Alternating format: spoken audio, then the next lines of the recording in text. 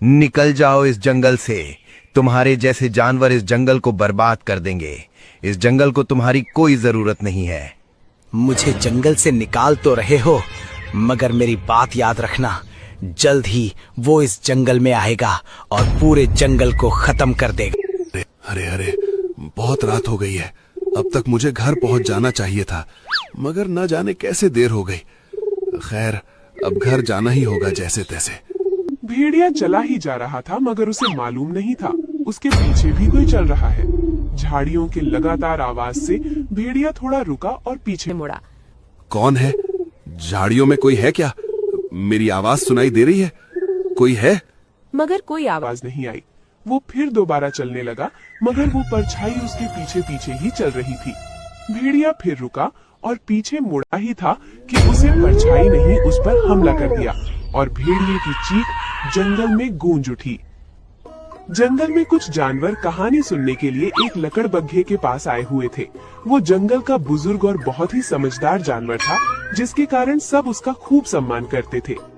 आज कोई बढ़िया कहानी सुनाओ बाबा जी, जिसे सुन के एकदम रोंगटे खड़े हो जाएं। कोई बवाल कहानी होनी चाहिए। ऐसी बात है तो एक कहानी सुनो। एक समय की बात है, जंगल में एक दानव की दहशत थी। वो दानव जंगल के जानवरों का खून पी जाता था। किसी को समझ नहीं आता कि वो कौन है। बस उसके निशान ही रहते थे जो जानवरों के गर्दन पर बन जाते थे।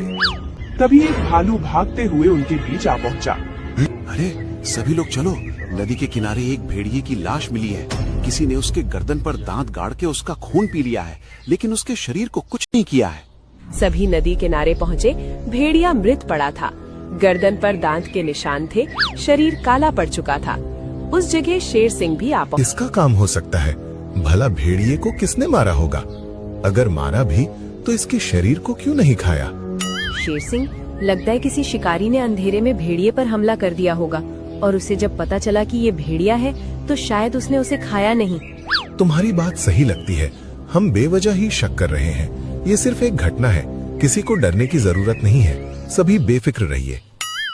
सभी जानवर ने शेर सिंह की बात मान ली और अगले दिन एक रात।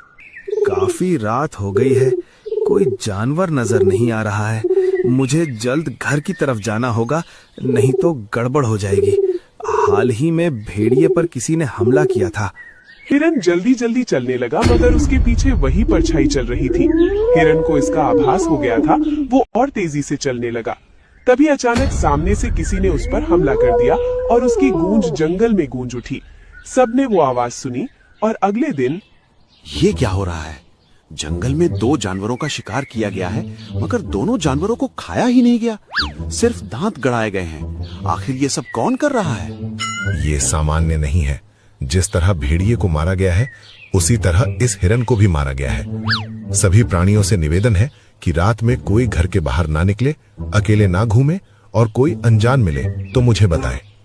शेर कहने पर सभी जानवर रात में घर में रहने लगे।